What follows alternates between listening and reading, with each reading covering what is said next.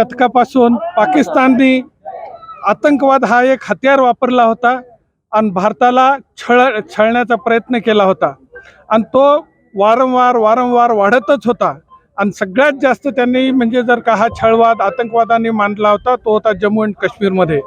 आपण नेहमी बोलणे चालणे व्हायचे, छोटे मोठे बॉर्डर स्क्रिमिशेस व्हायचे, पण फुल फ्लेज्ड ॲक्शन यावर्षी भारताने घेतलेलं आहे आणि अशी ॲक्शन घेतलेली आहे की जे शहीद आपले जवान झालेले आहे त्यांच्या स्मृतीला वळून सांगतो की आम्हाला सैनिकांना खूप आनंद वाटतो की एकदाच धडा शिकवला म्हणजे पुन्हा हे जे दुश्मन आहे पाकिस्तान आहे आपल्याशी लढायची हिंमत करणार नाही. आणि इंग्लिशमध्ये म्हणतात फिअर इज द की. जी भीती वाटली पाहिजे दुश्मनाला आपल्याबद्दल ती भीती निर्माण आपण केलेली आहे.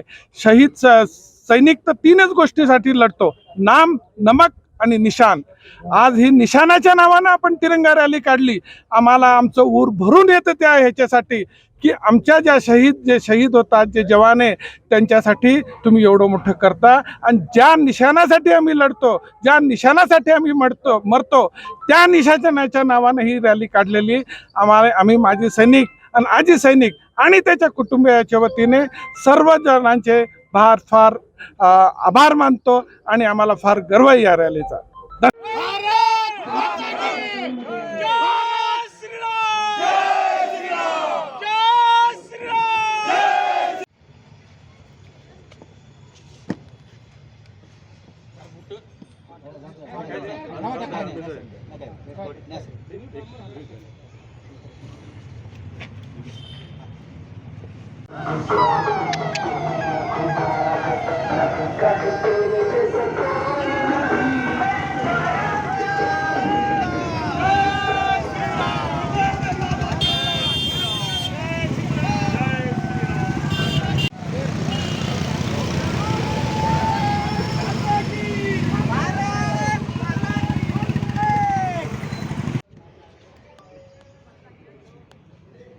हेलो पीछे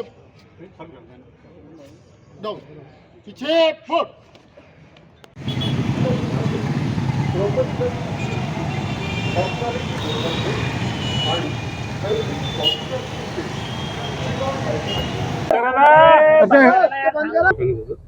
झेंडा खाली घ्या थोडा.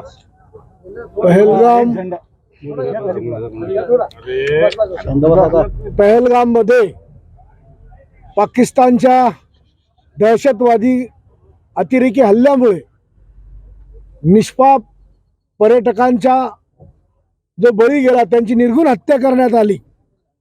त्याचा बदला घेण्यासाठी पंतप्रधान नरेंद्र मोदी साहेबांच्या नेतृत्वात ऑपरेशन सिंदूरच्या माध्यमातून भारतीय नौजवान आणि महिला अधिकाऱ्यांनी पाकिस्तानच्या हद्दीमध्ये घुसून दहशतवाद्यांचे अड्डे उद्ध्वस्त केले.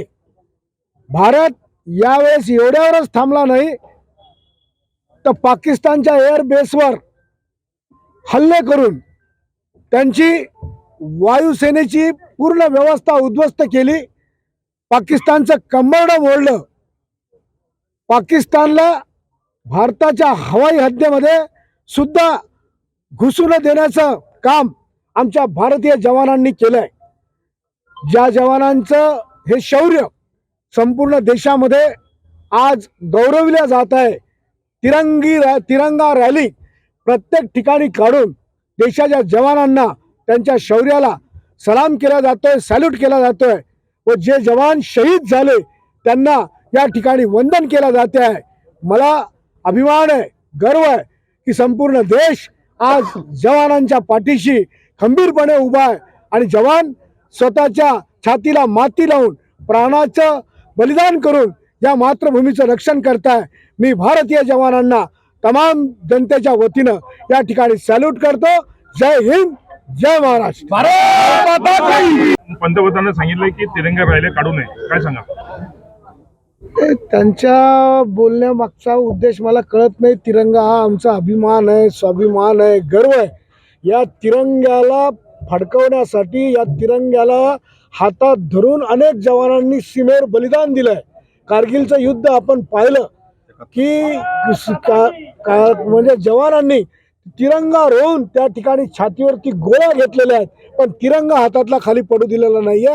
हा आमचा अभिमान आहे, गर्व आहे. मी त्यांच्या मताशी सहमत नाही आणि त्यांचं हे मत पूर्णपणे चुकीचं आहे.